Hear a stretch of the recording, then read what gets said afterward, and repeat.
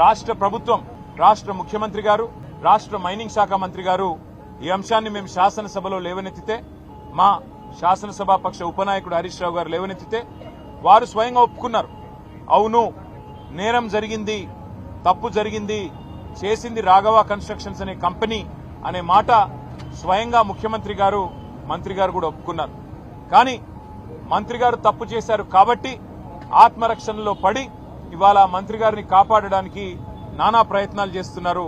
అందులో ముఖ్యంగా ముఖ్యమంత్రి గారు ఎదురుదాడికి దిగి మంత్రి గారు చేసిన నేరాన్ని కప్పిపుచ్చే ప్రయత్న భాగంలో వారు అన్న మాట ఏమంటే, గత 10-12 సంవత్సరాలుగా జరుగుతున్న అక్రమ మైనింగ్ మీద విచారణ జరిపిస్తాం, కానీ సిబిసిఐడి విచారణ జరిపిస్తామని చెప్పి ప్రభుత్వం ముందుకొచ్చింది. మేము అడిగింది ఏంది?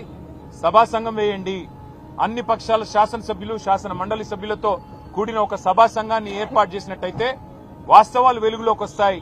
మంత్రి గారితో పాటు వందల అక్రమ మైనింగ్ సంస్థలు ఏవైతే ఈ ప్రభుత్వం, కాంగ్రెస్ ప్రభుత్వంలోని పెద్దలు బినామీల పేర్ల మీద నడుస్తున్నాయో అవన్నీ కూడా బయటకు వస్తాయని చెప్పి మేము సభా సంఘం వేయమంటే, సభా సంఘాలకు విలువ లేదు అంటూ ఇక్కడ శాసనసభ వ్యవహారాల మంత్రి, ముఖ్యమంత్రి స్వయంగా మాట్లాడుతూ ఉన్నారు. వాళ్ళ నాయకుడు రాహుల్ గాంధీ గారేమో జాయింట్ పార్లమెంటరీ కమిటీ కావాలి అని పార్లమెంట్ లో పట్టుబడతారు.